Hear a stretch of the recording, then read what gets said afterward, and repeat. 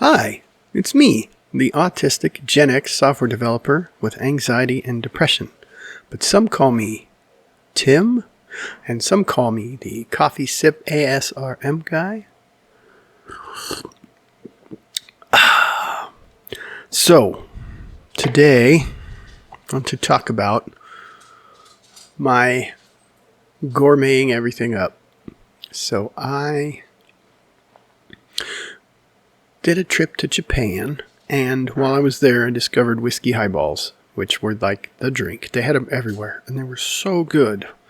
And really, it's just whiskey and club soda. What? God damn it! What do you... Yes. So here comes my wife, walking by, staring at me. Just made me uncomfortable. Messed up the entire recording. I don't know why I keep this lady around. Such a pain in the ass. Anyway, so you go to Japan, find these highballs.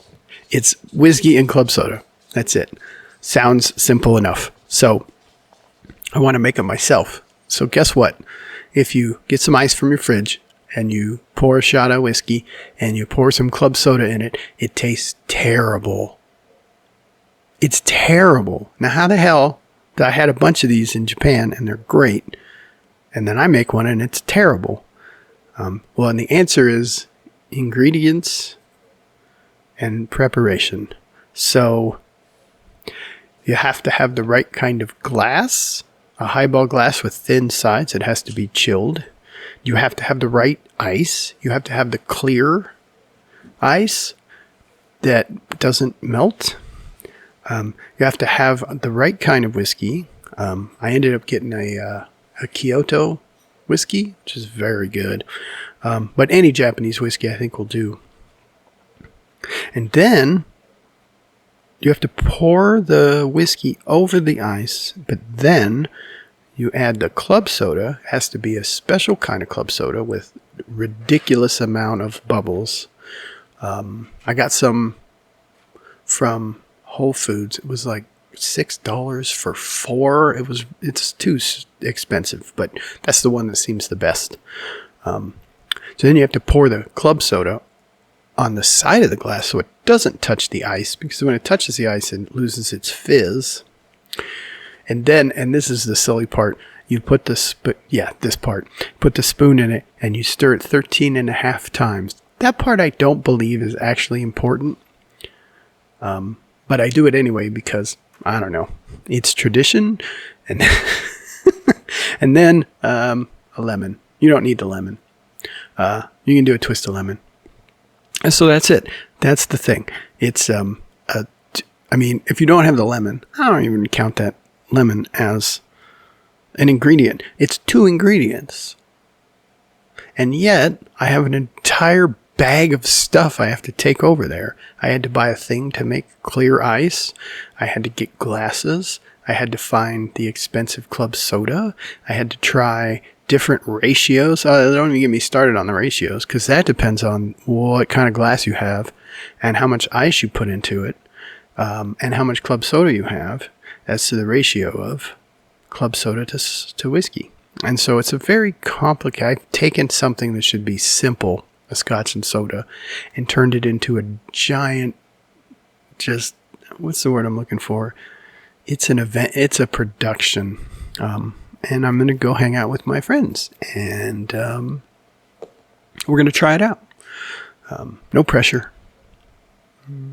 The thing I don't want them to do is to take a sip and go, "Oh," because then I have all this stuff for what? They'll probably do that anyway.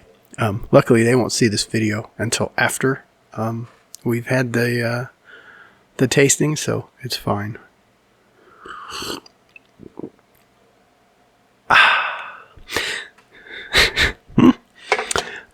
So yeah, that's it. I like to gourmet stuff up. I make bread. I make sourdough. It's just gourmet. I spent so much time trying to learn how to do it. I make everything gourmet if I can. I go, like, when I had a kick where I was making hamburgers for lunch. Did I make regular hamburgers? No.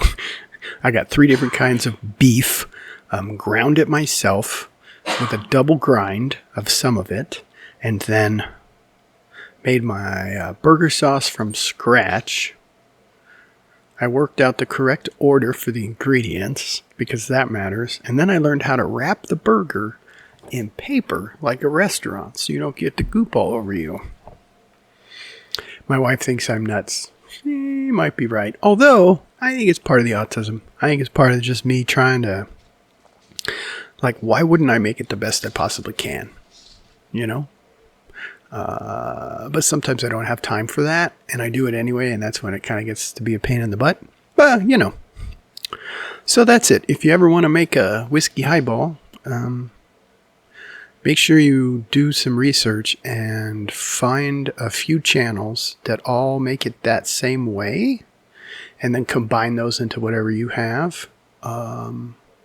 I think the only reason I was able to actually reproduce these things is because everywhere we went in Japan, I got one. I had researched it, food and stuff to have, and that was one of the things they said, you have to get these because it's like the national drink. They have them everywhere. Like getting a margarita if you go to Mexico. That kind of thing. So, yeah, I was like, okay, well, so then I had one every time I could. Without seeming like an alcoholic. So I could just taste them everywhere. And then now I know what it tastes like. I did the same thing when we went to New Orleans. I tasted all the food I could to try and figure out what real, authentic New Orleans food tastes like. Real Cajun, real gumbo and jambalaya and etouffee and just, all those things. Beignets and that. I love food. I just go somewhere. I'm just going for the food. My wife gets upset. She's like, do you want to go see these ancient burial grounds and these giant Mayan temples? And I'm like, I want a taco and a margarita.